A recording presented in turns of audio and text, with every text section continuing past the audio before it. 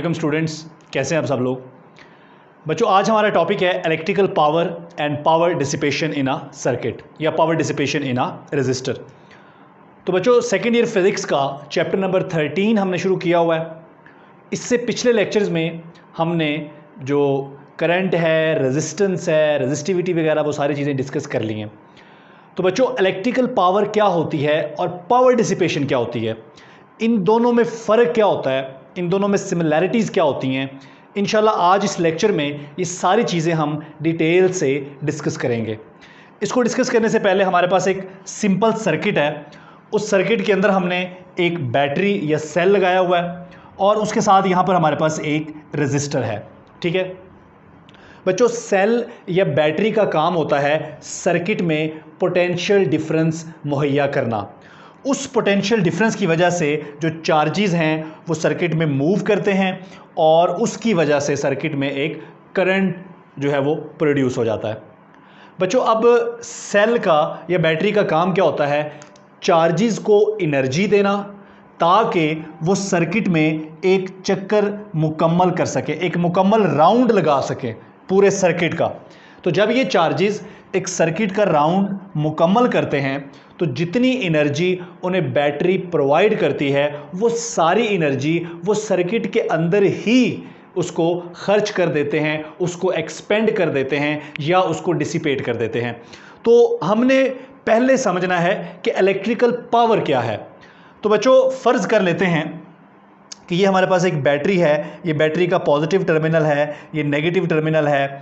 Positive terminal को हमने इस रेजिस्टर ए के एंड के साथ जोड़ दिया और रेजिस्टर का एंड बी जो है उसको हमने बैटरी के नेगेटिव टर्मिनल से जोड़ दिया। तो हम ये कह सकते हैं कि एंड ए जो है ये हाई पोटेंशियल पे है और एंड बी जो है इस रेजिस्टर का ये लो पोटेंशियल पे है। बच्चों, हम यहाँ पर कोई और कंपोनेंट भी लगा सकते हैं रेजिस्टर की जगह, ठीक है, लेकिन आसानी के लिए हमने यहाँ पर रेजिस्टर लगा दिया है। कोई और इलेक्ट्रिकल कंपोनेंट जो सर्किट के कंपोनेंट्स होते हैं उनमें से आप कोई और यहाँ पर लोड के तौर पर यूज़ कर सकते हैं, लेकिन यहाँ पर हमने लोड के तौर पर, ठीक है, रेजिस्टर को इस्तेमाल किया है। तो बच्चों, अब हम बात कर रहे हैं कि रेजिस्टर का ये वाला एंड हाई पोटेंशियल पे चला गया है और ये वाला एंड जो है वो लो पोटेंशियल पे चला गया है। बच्चों, जो चार्जेस होते हैं उन्होंने सर्किट में एक राउंड कंप्लीट करना होता है और यहाँ पर इस लेक्चर में चार्जेस से मुराद हम पॉजिटिव चार्जेस ले रहे हैं।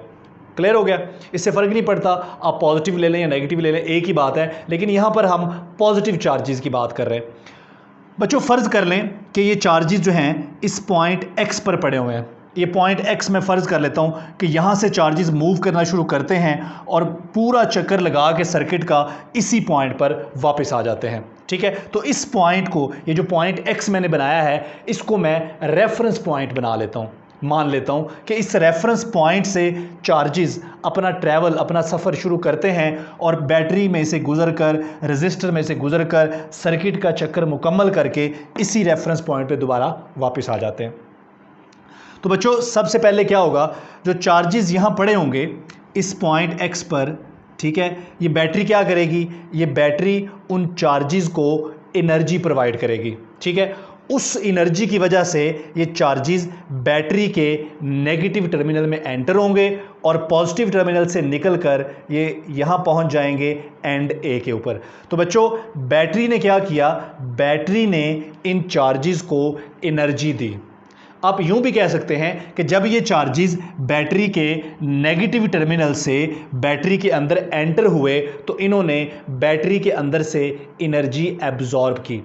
अब उस एनर्जी को लेकर ये सर्किट में मूव करने जा रहे हैं। बिल्कुल ऐसे है जैसे एक गाड़ी आई पेट्रोल पंप के ऊपर और उसने पेट्रोल पंप से आके फ्यूल भरवाया।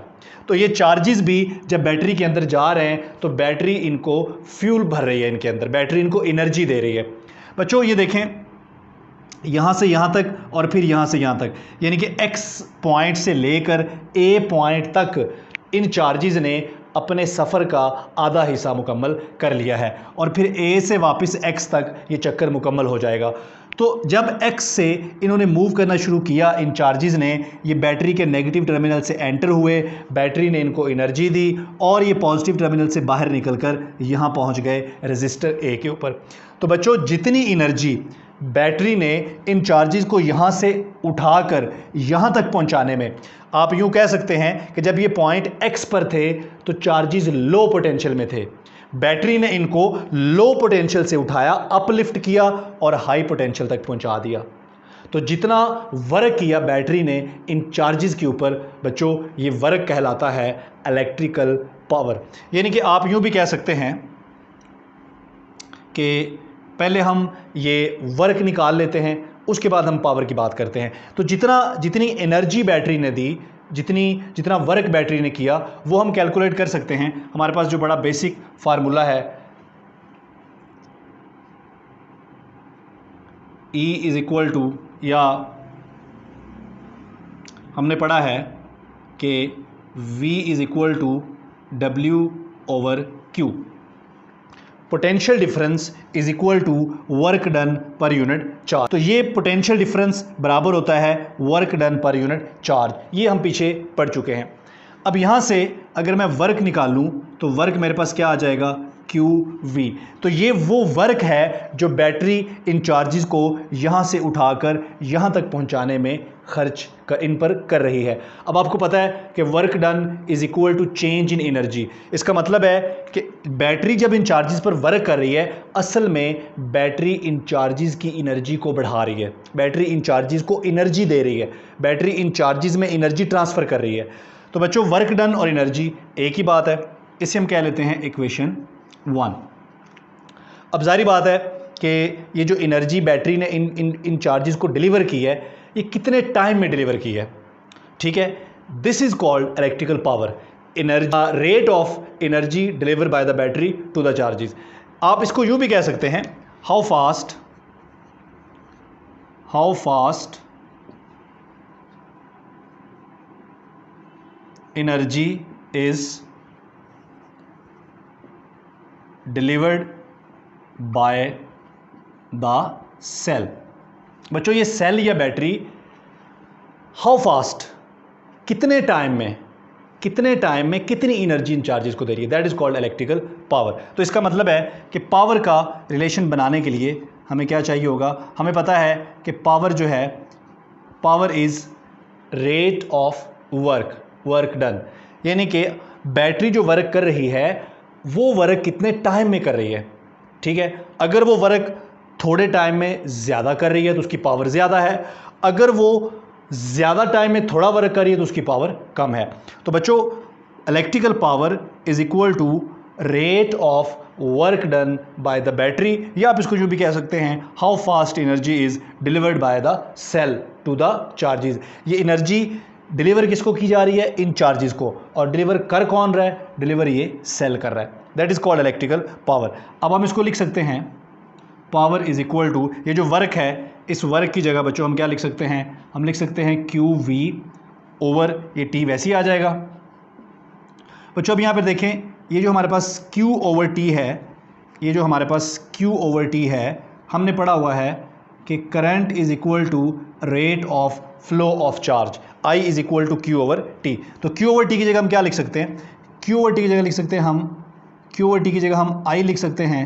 तो बच्चों, पावर हमारे पास किसके बराबर आ गई, power is equal to the product of current and voltage या पोटेंशियल डिफरेंस। ये वोल्टेज, ये इसको हम पोटेंशियल डिफरेंस भी बोल सकते हैं, इन दो एंड्स के दरमियान जो पोटेंशियल का फ़र्क है, ठीक है, that is called potential difference. इस पोटेंशियल डिफरेंस को अगर करंट से मल्टीप्लाई कर दें तो ये बन जाती है हमारे पास इलेक्ट्रिकल पावर। जिस तरह मैकेनिकल पावर का यूनिट वॉट है, बिल्कुल ऐसे ही इलेक्ट्रिकल पावर का यूनिट भी वॉट है। तो इसको हम मेजर करते हैं बच्चों वॉट में, और ये एक स्केलर क्वांटिटी है। पावर चाहे मैकेनिकल हो या इलेक्ट्रिकल हो, ये स्केलर क्वांटिटी है, और पावर को हम वॉट में ही मेजर करते हैं। इसके अलावा जो पावर के बड़े यूनिट्स भी हैं, ठीक है जी, हम इसको किलो वाट्स में, इसके अलावा मेगा वाट्स में, अगर हम इसको कमर्शियली, इसके जो कमर्शियल यूनिट्स हैं पावर के, वो हमारे पास मेगावाट, इसके अलावा गीगावाट, ये बड़े यूनिट्स हैं जिनको कमर्शियली हम यूज़ करते हैं। बच्चों, ये है हमारे पास इलेक्ट्रिकल पावर, यानी कि power delivered by the battery to the charges. या आप यूँ भी कह सकते हैं कि work done by the battery, rate of work done by the battery, ठीक है जी, कि बैटरी जो है वो चार्जेस पर वर्क तो कर रही है लेकिन वो वर्क कितने टाइम में कर रही है, वही बन जाती है हमारी इलेक्ट्रिकल पावर। तो अब हम बात कर लेते हैं जी पावर डिसिपेशन की। पावर डिसिपेशन,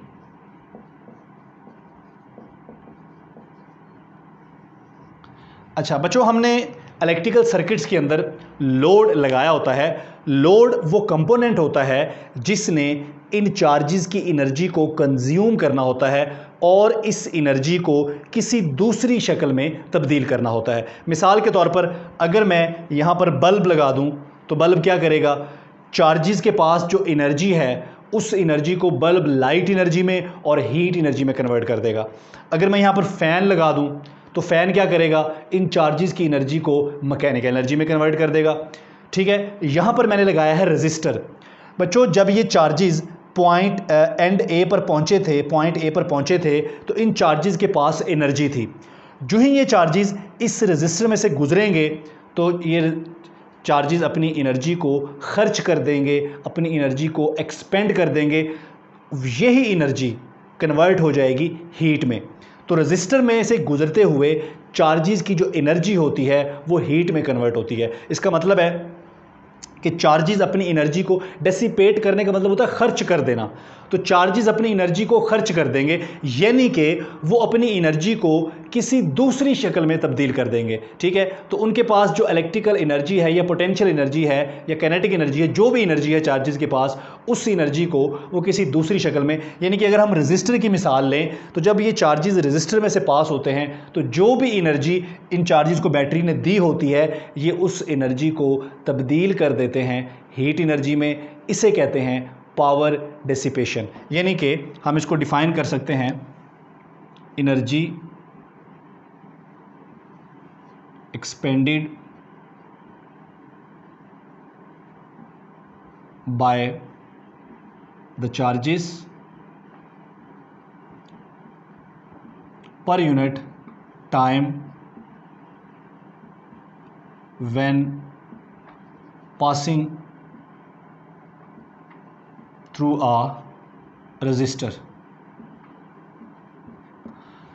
बच्चों जब ये रजिस्टर में से पास हो रहे होंगे तो जितनी एनर्जी इन चार्जेस के पास है उस एनर्जी को ये खर्च करेंगे पर यूनिट टाइम, कितने टाइम में कितनी एनर्जी ये खर्च कर रहे हैं, ये कहलाएगी पावर डिसिपेशन। अब आप फ़र्क करें कि इलेक्ट्रिकल पावर में और पावर डिसिपेशन में फ़र्क क्या है। तो दोबारा से हम ज़रा स्टार्ट कर लेते हैं। बच्चों शुरू में बैटरी ने इन चार्जेस को लो पोटेंशियल से उठाया और इनको हाई पोटेंशियल पे पहुंचा दिया, यानी कि बैटरी ने इन चार्जेस को जो एनर्जी डिलीवर की पर यूनिट टाइम वो है इलेक्ट्रिकल पावर। इसी एनर्जी को इन चार्जेस ने रजिस्टर में से गुजरते हुए खर्च कर दिया। ये क्या है, ये है पावर डिसिपेशन। तो इसका मतलब है कि दोनों ही एनर्जीज पर यूनिट टाइम हैं, दोनों ही एनर्जीज पर यूनिट टाइम है, दोनों में कोई फ़र्क नहीं है। इसका मतलब है कि चार्जेस का यहाँ पर क्या काम है, चार्जेस यहाँ पर डिलीवरी बॉय हैं। किस तरह डिलीवरी बॉय हैं कि वो एक जगह से एनर्जी को पिक कर रहे हैं और दूसरी जगह पे वो उसको डिलीवर कर रहे हैं। ये चार्जेस एनर्जी ले कहाँ से रहे थे, सेल से, और इन्होंने ये एनर्जी डिलीवर कहाँ पे कर दी, रजिस्टर में। तो इसका मतलब है कि जब ये चार्जेस इस रजिस्टर में से पास होकर जिस पॉइंट से इन्होंने मूव करना शुरू किया था, पॉइंट एक्स पर, जब ये दोबारा वापस आएंगे तो इनके पास कितनी एनर्जी बचेगी, ज़ीरो। क्योंकि जितनी एनर्जी इन्होंने सेल से ली वो सारी एनर्जी ही ये सेल के सर्किट के अंदर ही खर्च करेंगे। तो this is according to the law of conservation of energy. तो ये एक बड़ा अहम एमसीक्यूज़ बन गया। क्या एमसीक्यूज़ बना है कि किसी भी क्लोज सर्किट में चार्जेस की टोटल एनर्जी में कितना चेंज आता है, क्या इसका आंसर होगा, कोई चेंज नहीं आता एनर्जी में। कैसे, जितनी एनर्जी वो चार्जेस एब्जॉर्ब करते हैं उतनी एनर्जी वो एमिट कर देते हैं, उतनी एनर्जी वो डिलीवर कर देते हैं। तो नेट चेंज एनर्जी में क्या आएगा, there will be no net change in the energy of charges in a close circuit. तो मैं यहाँ पे लिख देता हूँ, there is no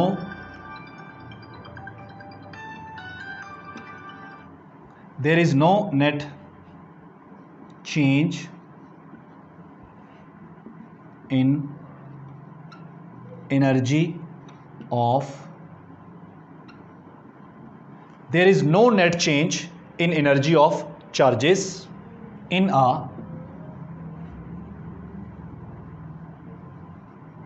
closed circuit। Clear हो गया। अब हम बात कर लेते हैं पावर डिसिपेशन के कुछ और रिलेशंस की।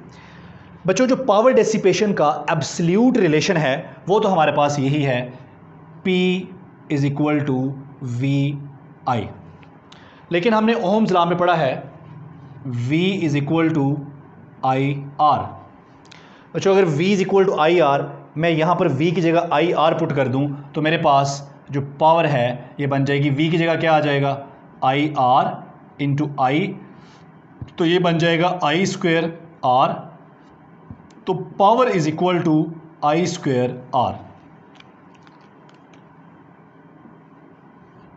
अच्छा, अब यहां पर एक और रिलेशन भी बन सकता है, ये देखें V is equal to I R, अगर यहां से मैं I की वैल्यू निकाल लूं तो ये आएगा V ओवर R। अब I की जगह यहां पर आप पुट कर दें P is equal to V और I की जगह पुट कर दें V ओवर R, तो power is equal to V square over R। अब यहाँ पर आती है जी एक बहुत बड़ी कन्फ्यूजन अब ये आ गई कि इस रिलेशन को देख के लग रहा है कि पावर और रेजिस्टेंस डायरेक्टली प्रोपोर्शनल है और यहाँ पर लग रहा है कि पावर और रेजिस्टेंस इनवर्सली प्रोपोर्शनल है। तो असल सूरत हाल क्या है, एक्चुअली फिर क्या है? ये कैसे हो सकता है कि पावर रेजिस्टेंस के डायरेक्टली प्रोपोर्शनल भी हो और इनवर्सली प्रोपोर्शनल भी हो? तो इसका फिर आंसर क्या है, करेक्ट ऑप्शन क्या है? एक ही वक्त में दोनों चीज़ें ठीक नहीं हो सकती, कोई एक चीज़ ही ठीक है। तो बच्चों इसका जो आंसर है वो ये है, सबसे पहले तो पावर ना तो रेजिस्टेंस के डायरेक्टली प्रोपोर्शनल है और ना इनवर्सली प्रोपोर्शनल है। पावर का जो एब्सोल्यूट रिलेशन है वो है power is equal to V I. ये जो दो रिलेशन बने हैं ये अंडर स्पेशल कंडीशंस है।